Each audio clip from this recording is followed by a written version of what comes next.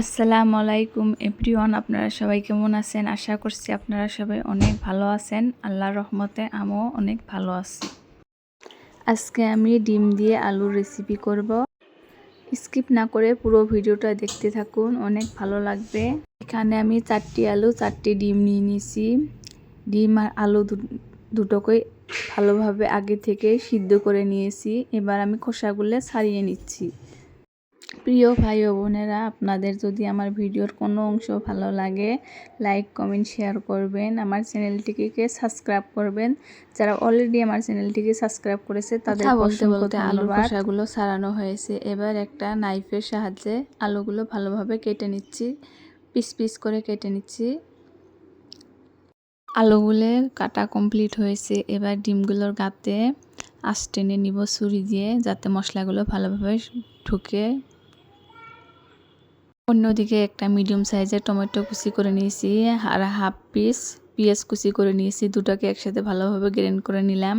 এবার গ্যাসের চুলা অন করে দিয়ে একটা কড়াই বসিয়ে দিলাম। কড়াইটাকে ভালোভাবে গরম করে নিব।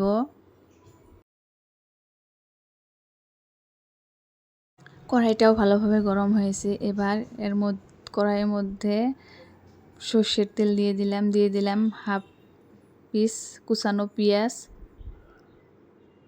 গোটা জিরে দিয়ে দিলাম। গোটা জিরে দিয়ে ভালোভাবে কষিয়ে নিব ফোড়নটাকে। আদা রসুন বাটা দিয়ে দিলাম 1 চা চামচ। আদা রসুনের সাথে ফোড়নটাকে ভালোভাবে কষিয়ে নিব।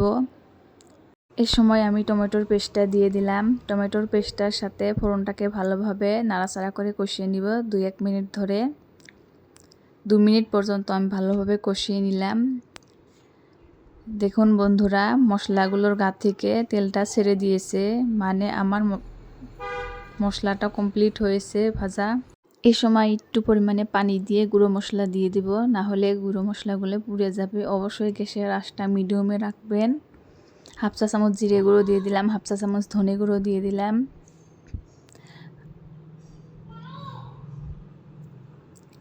1 চা চামচ লবণ দিয়ে দিলাম। দিয়ে ভালোভাবে মশলার সাথে কষিয়ে নিলাম। গ্যাসের আঁচটা অবশ্যই মিডিয়ামে রাখবেন। 2 চা চামচ লঙ্কা গুঁড়ো দিয়ে দিলাম, 1 চা চামচ চিকেন মশলা দিয়ে দিলাম। সব মশলাগুলো একসাথে নাড়াচাড়া করে কষিয়ে নিলাম। দেখুন বন্ধুরা, অনেক সুন্দর কালারটি এসেছে এবং তেলটাকেও ছেড়ে দিয়েছে মশলাগুলোর গা থেকে। এ সময় আমি আলু কেটে রাখা আলুকে দিয়ে দিলাম। কেটে রাখা আলু ভালোভাবে দিয়ে কষিয়ে নিব। 2-1 মিনিট ধরে কষিয়ে নিব। 2 মিনিট ধরে ভালোভাবে কষিয়ে নিলাম। এবার এই সময়ে 2 কাপ পরিমাণে পানি দিয়ে দিব। 2 কাপ পানি দিয়ে ঢাকনাটা লাগিয়ে দিলাম। অন্যদিকের চুলায় আমি একটা ফ্রাই প্যান বসিয়ে দিয়ে একটু পরিমাণে তেল দিয়ে ডিম দুটোকে ভালোভাবে লাল লাল করে ভেজে নিব। আপনারা ডাইরেক্ট ডিমও দিতে পারেন। আমি একটু কালারটাকে ভালো আসার জন্য একটু পরিমাণে লবণ, একটু পরিমাণে হলুদ গুঁড়ো দিয়ে লাল লাল করে ভেজে নিব।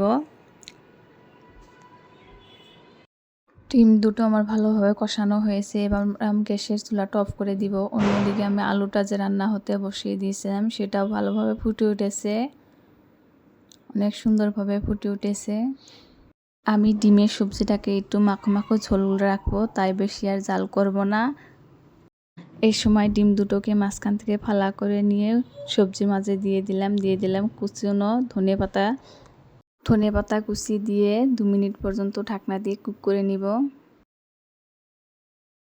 2 মিনিট পর দেখুন ঢাকনাটা খুলে দেখি অনেক সুন্দর কালারটা এসেছে এবং পারফেক্টভাবে কুক হয়েছে, ঝোলটাও মাখো মাখো হয়েছে। এবার আমি গ্যাসের চুলা অফ করে দিয়ে নামিয়ে নিলাম। আপনারা নিরামিষ দিনে এই রেসিপিটা একবার হলেও ট্রাই করবেন, হাতের সময়ে অনেকটা বেঁচে যায়। সুস্থ থাকুন, ভালো থাকুন, দেখা হচ্ছে পরবর্তী ভিডিওতে। আল্লাহ।